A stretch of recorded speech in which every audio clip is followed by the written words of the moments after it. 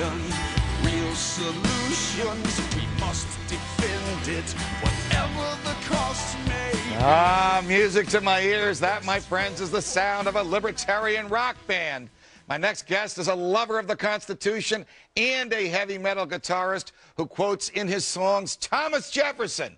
John Schaffer of the band Sons of Liberty joins me now. John, what a pleasure. Welcome to Freedom Watch. It's an honor to meet you. All right, you got to show everybody who's on your arm here. I hope the camera can see it. That is Thomas Jefferson tattooed onto your forearm. That's right. Along with that snake saying, "Don't tread on me." Absolutely. What is the inspiration for Sons of Liberty? The inspiration is to spread brush fires of liberty in the minds of the youth out there, to get them to reconnect with what it means to be an American or a lover of liberty. And why do we need these brush fires? What's happening as you see the world from your vantage point as a heavy metal person that makes you fear or believe that we are losing liberty, losing fidelity to the Constitution? I think the corruption is out of control, and I think our financial system and the Federal Reserve System is at the root of that. And I think the American people, as Henry Ford said, if they learned the true workings of the financial system, there would be a revolution by tomorrow morning. So,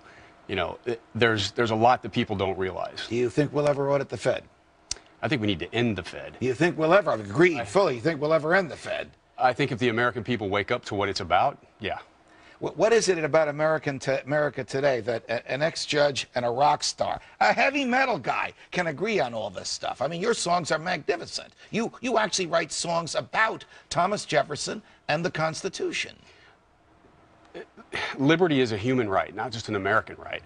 We all can relate to that. And when we realize how we are being deceived and how things are really a lot different than the perception, and once people kind of snap out of that trance, then they realize, wait a minute, something's wrong. And I think people feel that in their gut. You're in an area of human behavior not necessarily known for libertarians: entertainment, rock bands, heavy metal. What do your colleagues, your competition, the other folks who do what you do for a living, think about this? How do they look upon you? You know, I never really have concerned myself with how they look on me. You know, I think there's a lot of people that know, again, that something's wrong, and whether they're musicians or whatever. And this is a nonpartisan issue. It doesn't have anything to do with right or left. How do young people respond to the heavy metal message of liberty? It's spreading big time. And I encourage people to copy this CD. And that's the thing. We released it for free online last year. And I encourage, if you buy it, copy it, pass out copies to everybody. Right. And visit the website. This is the CD called Sons of Liberty. The great piece in here is Brush Fires of the Mind. Right. One of my young producers tells me this is the #1 heavy metal CD in the country today. I don't know about that, but that's quite a compliment if he feels that. What's the inspiration for Brush Fires of the Mind? It's just to expose the system and what is going on in our country and around the world, and to get young people to inform themselves. And if we do that, then we can turn this thing around, because you know that we're 180 degrees opposite of what the United States is supposed to be. We are. Who else is on your body? Not all of your body, but the parts you can show here, besides Thomas Jefferson? Washington. George Washington. Yeah, Benjamin Franklin. Right. This is going to be a sleeve dedicated to the founders in the American Revolution. Is this still a work in progress, yes, these sleeves? That's right. Okay. The rest of the band look like this as well? Some. All right. Okay, you know I love Jefferson, but you'll forgive me if I don't tattoo him onto my arm. That's okay. All right. John Schaffer, this is great. Can I play this tonight? Can I listen to this at home? That's yours, Judge. I got a couple T-shirts for you, too. You're a great man. Wish you the best of success. Preach the lesson of liberty to young people, and when that generation grows up, we'll have more of it. We'll restore the republic. Thank you, my friend. Up next, the plain truth and why taxation is theft. Solutions, we must defend it, whatever the cost may be. The best hope for humanity. Does the government work for us, or do we work for the government? Are the Constitution's guarantees of human freedom real guarantees, or are they subject to the whim of government bureaucrats and federal agents? Tonight, taxes and freedom. For the first 90 years of America's existence, the federal government had very little contact with individuals. There were no direct federal taxes on income, wealth, or estates.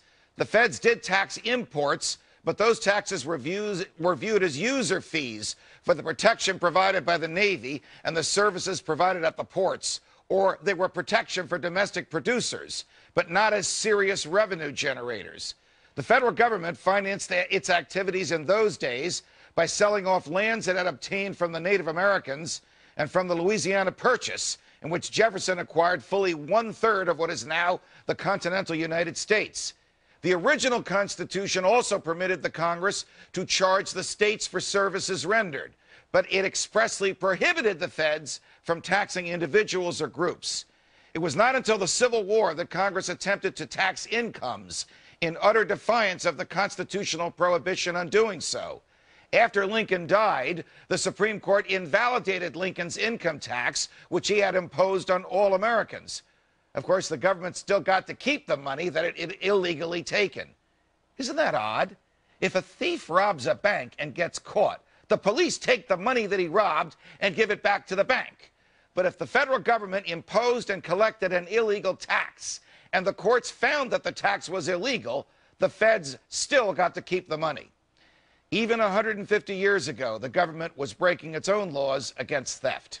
Fast forward to the progressive era, and we see a Republican, Theodore Roosevelt, and a Democrat, Woodrow Wilson, combining their efforts to bring about a federal income tax. Aware of Lincoln's blunder, these two busybodies, nanny-staters, and do-gooders succeeded in getting the 16th Amendment passed, which permitted the feds to take a portion of income from all Americans. Of course, Roosevelt and Wilson promised that only the wealthy would be taxed, and that tax rates would not exceed 3%. Within 30 years, everyone was taxed, and Roosevelt's dictatorial cousin Franklin pushed tax rates up to 90%.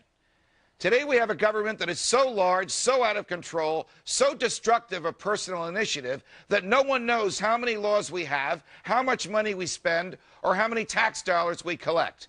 When the income tax was first imposed, it was individuals letting the government take a little of their wealth for the common good. Today, the Congress acts as if the government is letting individuals keep a little of what we have earned for our own good. This takes the concepts of private property, personal liberty, and constitutional guarantees and turns them on their heads. Taxation has become theft in America, whether it is income taxes at 39% or estate taxes at 50%. The culture of government and our sheep-like acceptance of it seems to avoid the moral issue of government taking property from us against our will. If you wouldn't let a thief in the night steal your money and give it away, if you wouldn't let a gang of your neighbors steal your money and give it away, why do you let the government do so? Do you know anyone who comes home after a busy week at work and looks at his pay stub and says, I don't think I gave the government enough money this week? Of course not. Maybe some crackpot billionaires, but not ordinary working folks. But Congress looks at its balance sheets and says, we didn't take enough money this week. How much longer will we let them do that?